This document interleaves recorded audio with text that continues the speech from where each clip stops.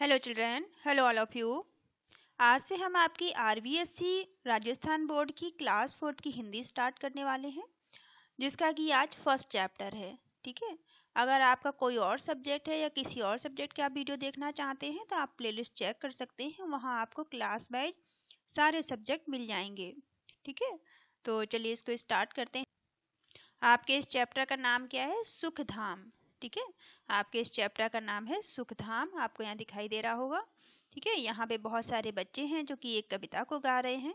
तो चलिए देखते हैं ये वाली कविता क्या है। भारत माँ का सदन सुहाना, स्नेह प्रेम सम्मान यहाँ, दुख सुख में है गूंजा करते, निस दिन गौरव गान यहाँ। ठीक है, ये जो पोयम है, आपकी कविता है, ये सारे बच्चे मिलके गा रहे हैं। ये भारत माँ के बारे में ये कविता है। ठीक है, नहीं भेद है जाति धर्म का, मानवता का मूल यहाँ, इसका आंगन सुंदर उपवन, भांति भांति के फूल यहाँ। ठीक है, क्या कहने की प्रयास कर रहे हैं कि यहाँ पर जो भारत माँ का सदन है, यहाँ हम सभी मिलजुल के रहते हैं और सुख दुख में भी एक दूसरे का साथ देते हैं। यहाँ पर जाति पाति का, जात और धर्म का कोई भेद नहीं है। ठीक है, और यहाँ पर सभी जाति के, सभी धर्म के अलग अलग लोग आपस में मिलजुल कर रहते हैं। राम रहीम और ईसा से मिला श्रेष्ठतम ज्ञान यहाँ। क्या कह रहे हैं कि जो हमें सबसे अच्छा ज्ञान मिला है वो किस किस से मिला है? राम से, रहीम से और ईसा से। ठीक है, मंदिर मस्जिद और गिरजा में सुलभ एक सा ध्यान यहाँ। चाहे मंदिर हो, चाहे मस्जिद हो या गिरजा घर हो, हम सभी में अपनी प्रार्थना कर सकते हैं। सदा मित्र बन हाथ बढ़ाते, नहीं बैर का नाम यहाँ। ठीक है, हम दूसरों की, एक दूसरे की सहायता मित्र बन के करते हैं और यहाँ कोई भी बैर भाव हम किसी से नहीं रखते हैं। अपने हित से पहले करते हम परहित के काम यहाँ। तो यहाँ इस लाइन का क्या मतलब है कि अपने हित से पहले, ठीक है, अपने बारे में सोचने से पहले हम दूसरों के बारे में सोचते हैं, उनका कार्य करते हैं। परहित का मतलब है दूसरों के लिए। ठीक है, भारत अपना स्वर्ग मनोहर, कण कण भरा ललाम यहाँ, बहे नेह की निर्मल सरिता, सबका है सुखधाम यहाँ। ठीक है, तो यहाँ कहते हैं कि सभी का क्या है? सुखधाम है, क्योंकि यहाँ पर सभी लोग मिलजुल कर सुख से एक दूसरे की सहायता करते हुए प्रेम से रहते हैं। ठीक है, चलिए यहाँ पर आपको कुछ शब्द दिए गए हैं जो आपकी कविता में ही आए हैं और उनके आपको अर्थ बताए गए हैं। ठीक है, जैसे निश आया था कविता में, तो निश का मतलब क्या है? निश का मतलब है रात। ठीक है, बैर का मतलब है दुश्मनी। ये आपको लर्न करने हैं, याद करने हैं। ठीक है, स्नेह का मतलब क्या है? प्रेम भाव से। ठीक है, स्नेह का मतलब क्या है? प्रेम भाव से। श्रेष्ठतम, श्रेष्ठतम का मतलब है सबसे अच्छा। ठीक है, श्रेष्ठतम का मतलब क्या है? सबसे अच्छा। मनोहर, मनोहर कहते हैं मन को हरने वाला, जो मन को अच्छा लगे। ठीक है, सुख धाम का मतलब है सुख का स्थान। ठीक है, जहां हम हंसी खुशी रहते हों उसे कहते हैं सुख धाम। उपवन का मतलब है बगीचा। ठीक है, उपवन किसे कहते हैं? बगीचे को। सदैव का मतलब होता है हमेशा। सुहाना मतलब सुंदर लगने वाला। ठीक है, सुहाने का क्या मतलब है? सुहाना मतलब है सुंदर लगने वाला। सुलभ, सुलभ का मतलब क्या है? सरलता से प्राप्त, जो कि हमें आसानी से प्राप्त हो जाए, आसानी से मिल जाए, उसे कहते हैं सुलभ। सरिता कहते हैं नदी को। ठीक है, परहित, परहित का मतलब होता है दूसरों की भलाई।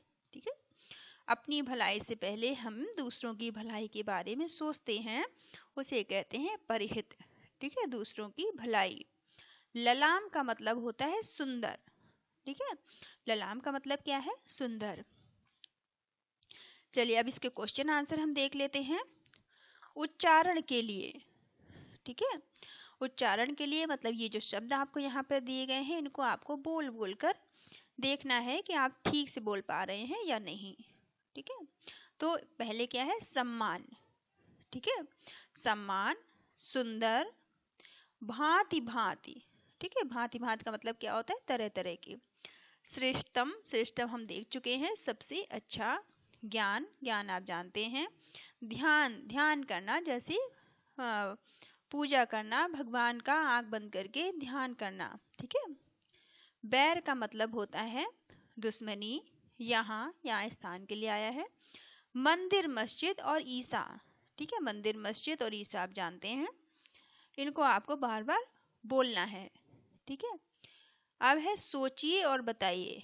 आपको यहाँ सोचकर बताना है। तो पहला क्वेश्चन आपको क्या दिया गया है कि हम सुख दुख में भी किसका गान करते हैं। तो सुख दुख में भी हम किसका गान करते हैं, तो सुख दुख में भी हम भारत के गौरव का गान करते हैं। ठीक है, आई होप ये आपको आंसर आपको डिस्प्ले हो रहा होगा स्क्रीन पर, तो आप वीडियो को होल्ड करके रोक कर आप नोट डाउन कर सकते हैं। तो आप क्या लिखेंगे, पहले का आंसर, हम सुख दुख में भी भारत के गौरव का गान करते हैं। यही लाइन आपकी कविता में भी आई थी। ठीक है, आप वहां से देखकर भी कर सकते हैं। सेकंड क्वेश्चन में, सेकंड में आपसे पूछा गया है भारत माँ के आंगन में कैसे फूल खिलते हैं। ठीक है, तो भारत माँ के आंगन में कैसे फूल खिलते हैं, भारत माँ के आंगन में भांति भांति के फूल खिलते हैं। कैसे फूल खिलते हैं भारत माँ के आंगन में, भारत माँ के आंगन में भांति भांति के फूल। और ऐसा क्यों कहा गया है, क्योंकि भारत माँ के आंगन में विभिन्न जाति धर्मों के जो लोग हैं वो भांति भांति के लोग रहते हैं, इसलिए कहा गया है कि भारत माँ के आंगन में भांति भांति के फूल खिलते हैं, क्योंकि यहाँ पर अलग अलग जाति और धर्मों के लोग रहते हैं। ठीक है, थर्ड में आप क्या करेंगे, श्रेष्ठतम ज्ञान किस किस से मिला है। तो कविता में ये लाइन आई थी कि श्रेष्ठतम ज्ञान हमें किस किस से मिला है। तो जो श्रेष्ठतम ज्ञान है वो हमें राम, रहीम और ईसा से मिला है। ठीक है, तो आप क्या लिखेंगे, जो श्रेष्ठतम ज्ञान है वो हमें राम, रहीम और ईसा से श्रेष्ठतम ज्ञान मिला है। ठीक है, चलिए अब यहाँ पर आपको फिल इन द ब्लैंक्स दिए गए हैं। ठीक है, यहाँ पे आप देख रहे हैं कि यहाँ पे आपको ब्रैकेट के अंदर कुछ शब्द दिए गए हैं, जैसे गूंजा, गान, सम्मान और सदन। ठीक है, और यहाँ पर आपको भरने हैं। तो क्या भरेंगे आप, पहले में भारत माँ का सदन कैसा था, तो भारत माँ का सदन सुहाना। तो आप यहाँ पे क्या भरेंगे, सदन भरेंगे। ठीक है, तो यहाँ से आप भर लेंगे, ये पहला वाला भर लेंगे यहाँ पे सदन। ठीक है, सदन आप यहाँ पे कर देंगे, तो आप लिख लीजिएगा यहाँ पे सदन। ठीक है, ऐसे। सेकंड में क्या आप करेंगे, स्नेह प्रेम, यहाँ इसमें कौन सा ऑप्शन आएगा, तो स्नेह प्रेम सम्मान, यहाँ इसमें आप क्या भरेंगे, इसमें आप सम्मान भरेंगे। ठीक है, खा वाले में आप यहाँ से सम्मान भर लेना है, सम्मान दिया गया है तो सम्मान भर लेंगे आप। और गा में आपको भरना है दुख सुख में गूंजा करते। ठीक है, इसमें आप क्या भरेंगे, थर्ड में गूंजा करते भरेंगे। ठीक है, गा वाले में इसमें भरोगे आप गूंजा करते। निस्दिन गौरव गान, यहाँ लास्ट वाले में आप ये लिखेंगे गान। ठीक है, लास्ट में आप क्या लिखेंगे, गान लिखेंगे। ठीक है, ऐसे करके आप सारे भर लेना यहाँ से देखकर। अब सेकंड में आपसे पूछा गया है कि सुलभ एक सा ध्यान, यहाँ इसका क्या आशय है। ठीक है, आपकी कविता में आया था कि सुलभ एक सा ध्यान, यहाँ इससे क्या आशय है। तो इसमें आप लिखेंगे, इससे आशय है कि यहाँ मंदिर, मस्जिद और गिरजाघर में चाहे पूजा की पद्धतियाँ भिन्न भिन्न हों, लेकिन यहाँ सबको पूजा ध्यान करने की पूरी आज़ादी है। ठीक है, और सभी को एक सा ध्यान सहज सुलभ है। तो आप वीडियो को रोककर आप इसे लिख सकते हैं।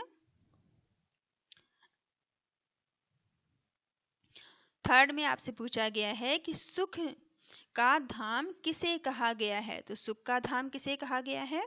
सुख का धाम भारत को कहा गया है। ठीक है, सुख का धाम किसे कहा गया है? तो आप इसमें थर्ड वाले में लिखेंगे कि सुख का धाम भारत को कहा गया है। ठीक है, फोर्थ में भारत माँ के आंगन को सुंदर उपवन क्यों कहा गया है?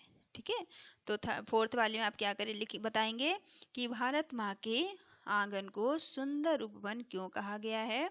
तो इसको सुंदर उपवन इसलिए कहा गया है क्योंकि भारत में विभिन्न जाति धर्मों के लोगों के रूप में भांति भांति के फूल खिलते हैं, इसलिए इसे सुंदर उपवन कहा गया है। ठीक है, आप वीडियो को होल्ड करके आंसर लिख सकते हैं। आई होप आपको स्क्रीन पे डिस्प्ले हो रहे होंगे सबके आंसर। ठीक है, फिफ्थ वाले में आपसे पूछा गया है कि हमें हमारे देश को धरती का स्वर्ग क्यों कहा गया है? ठीक है, तो हमारे देश को धरती का स्वर्ग क्यों कहा गया है? हमारे देश की धरती का कण कण सुंदरता से भरा हुआ है। ठीक है, यहाँ प्रेम रूपी निर्मल सरिता बहती है। सरिता किसको कहते हैं? नदी को। इसलिए इसे धरती का स्वर्ग कहा गया है। ठीक है, लास्ट सिक्स वाला सुहाने सदन की क्या विशेषताएं होती हैं? ठीक है, अब आपको बताना है कि सुहाने सदन की क्या विशेषताएं होती हैं। तो सिक्स का आंसर आप क्या लिखेंगे कि सुहाने सदन अर्थात घर में सब लोग एक दूसरे के साथ स्नेह प्रेम और सम्मान के साथ रहते हैं। यहाँ सब लोग सुख दुख में एक दूसरे का साथ देते हैं या एक दूसरे के साथ रहते हैं, इसलिए इसे यही जो सुहाने सदन की विशेषताएं हैं। ठीक है,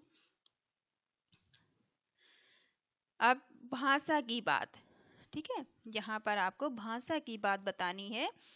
तो इसमें आपको क्या करना है, दिए गए उदाहरण के अनुसार योजक चिन्ह। ठीक है, योजक चिन्ह का है क्या है, ये आपको एक निशान दिखाई दे रहा है, इसको क्या बोलते हैं? योजक चिन्ह। ऐसे लगा हुआ है ना माइनस जैसा, तो इसे बोलते हैं योजक चिन्ह। के स्थान पर आपको क्या लिखना है?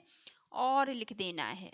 ठीक है, यहाँ देखिए जैसे सुख फिर योजक चिन्ह लगाया गया है और दुख लिखा गया है। ठीक है, तो आपको यहाँ पर कैसे लिखना है? सुख और दुख, ये जो योजक चिन्ह है यहाँ पे आपको और कर देना है।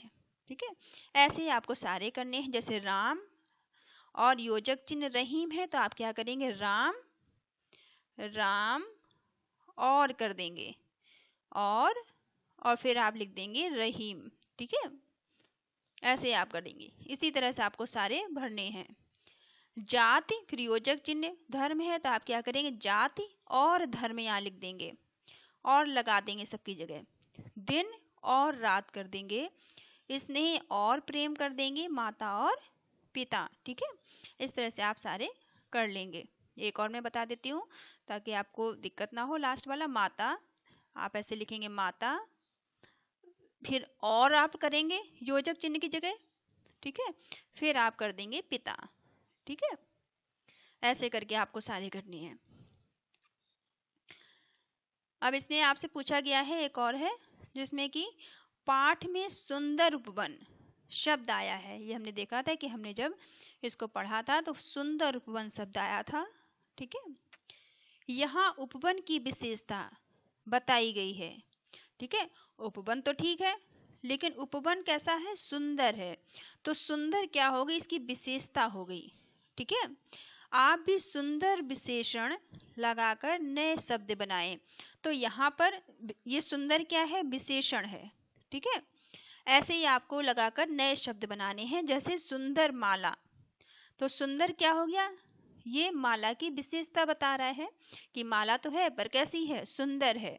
ठीक है, तो ये सुंदर क्या हो गया? विशेषण हो गया। तो ऐसे ही आपको और नए शब्द बनाने हैं। तो आप कुछ भी बना सकते हैं इनकी जगह, जैसे सुंदर बच्चा, सुंदर लिखावट। ठीक है, सुंदर चित्र, सुंदर बातें, सुंदर पुस्तक। इस तरह से आप अपने मन से भी कुछ ही बना सकते हैं। तो इसको आई होप आपको समझ में आया होगा, तो आप कर लीजिएगा।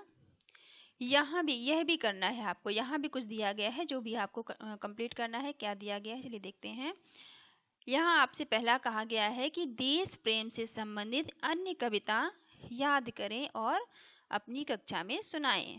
तो ये आपका होमवर्क है, ये आप खुद से करेंगे कि जो देश प्रेम की कविता है वो आपको याद करनी है। ठीक है, आपकी बुक में भी दी होगी।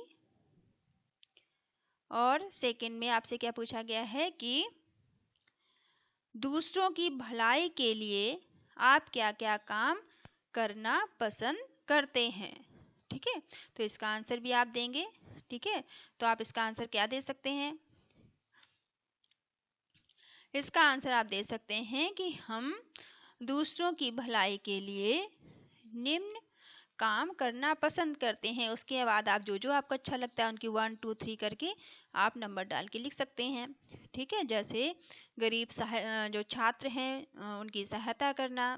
ठीक है, बूढ़े व्यक्तियों को सड़क पार कराना, या बीमार लोगों की सहायता करना, या किसी के काम में हाथ बटाना। ठीक है, आप घर में भी एक दूसरे के काम में हाथ बटा सकते हैं। ठीक है, कोई बीमार है तो उसकी मदद कर सकते हैं। ठीक है, इस तरह से आप एक दूसरे की सहायता कर सकते हैं। तो और आप अपनी मन से लिख सकते हैं, जो भी आपको अच्छा लगता है वो आप लिखिएगा। ठीक है, तो ये आपका चैप्टर था जो यहाँ पे ख़त्म होता है।